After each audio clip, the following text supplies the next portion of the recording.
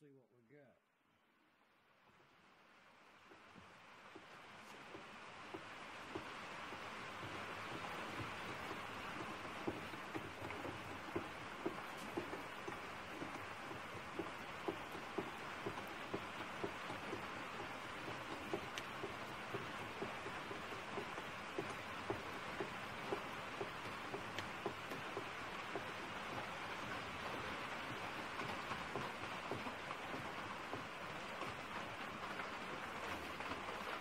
Okay, how much did we say that was?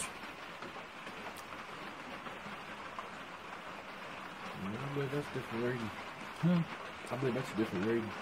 Yeah, but it's still the same number. It would be 3 places over out of 5. Mm-hmm. So it's 5 hundredths of a thousand? 5 hundredths of a thousand. That's close nothing. It's a grizzly.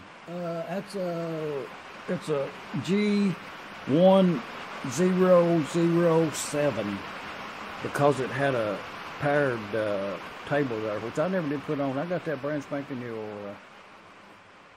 We'll drill one of them valves out now. Not to even be considered a problem, the way I looked at it, is the only problem, if you refer to it as that, was this mounting block right here is a very good grade of some kind of aluminum. It's a very good grade. And it can go on upside down or right side up. And then this switch here, safety, when it gets down there and hits that thing, it'll cut it off, and it gets up here to cut it off. And the distance and all can be set with that. And that's adjustable. So, and with trying to indicate the vice in, this is a new installation here. First time I ever used it. It came with the machine put on the shelf, and the remarkable thing about it, if I may tell y'all something, is amazing that all the parts were here. I bought this machine back in '06, and those were just laid on the shelf. Survived the move from Arkansas to Tennessee, and all the parts were here. So, but not to get off track, is there's a little oil thing in yonder, a ball oiler, in that long way carriage right there. And you stick your oil can in there and pump it, and it'll pressure shoot oil in past that ball, which is all well and good. But when you put this bracket on here, it's pre-drilled. You don't have a choice where to put it at. So you bolt it up there, and it clears everything except that distance on that little oiler.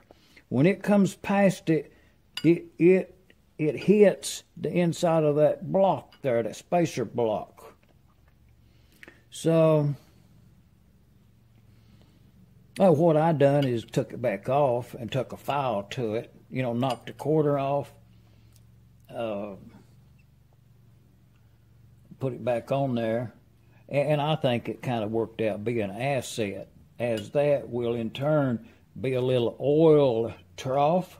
You can squirt some oil right there, and it'll migrate on that between this part and this part. So maybe a good thing, but made that repair and all. Tune up, installation.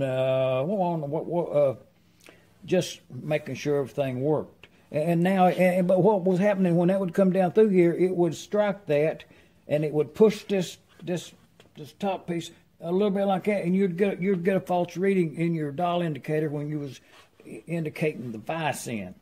So, and taking that away, then it does not hit anymore, and it just goes past it. So, all is well and good, and it's tuned up, and no complaints whatsoever out of me. Just saying. Oh, yeah. And I done already put 4 of them. And I done already took that crystal, that plastic lens off of that starrett. It's one of them back probe dial gauges. They say they're really good. It's got a number on it there. It's Starrett, you know, the best. You can't get none no better. But I done already pried that lens off there so it wouldn't have that glare on it. You'd get a true picture of this grizzly lathe. It's a G1007. The 7, it's a mill drill. The 7 part of it is the table feed. So I put them 4 parallels in this your vise. It's a grizzly also. I put them 4 parallels in there to give it some strength. They just gripped up between the vise jaws, that's all. A light touch on the handle there, tight. Enough to do work on. Let's say that's the project at hand, that we wanted to mill a groove, a slot along the side of that with maybe a T-cutter or something. And it needed to be a certain depth. So we need to know if that is, you know, plumb, parallel, perpendicular, straight, square, at an angle, whatever the designation is, it needs to be within some close tolerances. That's the reason we bring out the Starrett. You know, on everyday use, we can use one of them DNOs or P&Os or, you know, Inco even. Grizzly tools, Harbor Freight. Today it's Starrett. We're going to run that table down there 6 inches. That's how long these parallels are right here. They ground and hardened, made in China, as is the lathe, as is the milling machine. Without further ado, I think we're going to be operating within the thousands.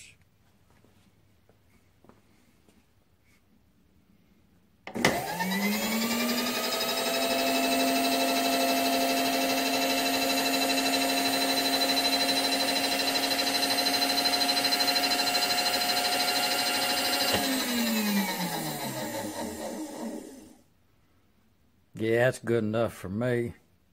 Now let's put that engine block up in here and drill that hole out and put that there saber thread thingamajig in it. Let's get on with the show. From here in Middle Tennessee, the geographical center of something.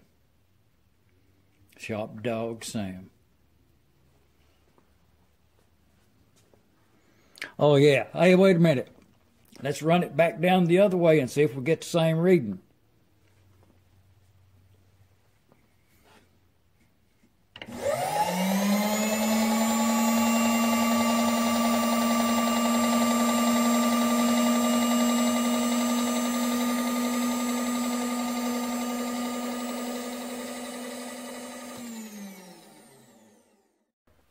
All works like a charm. Now, if I could get me some of that there, I would take that automatic feed off in a minute if I had one of them CNC conversion kits for this thing right here. You know what I mean? It's a Grizzly G1007.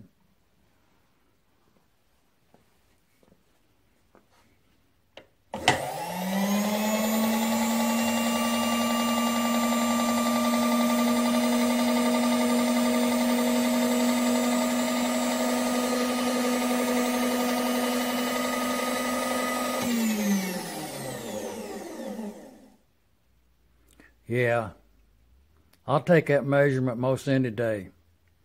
That's 4 6-inch long parallels, I think they call. And the vise right there on this grizzly mill. I'll show you what we're talking about.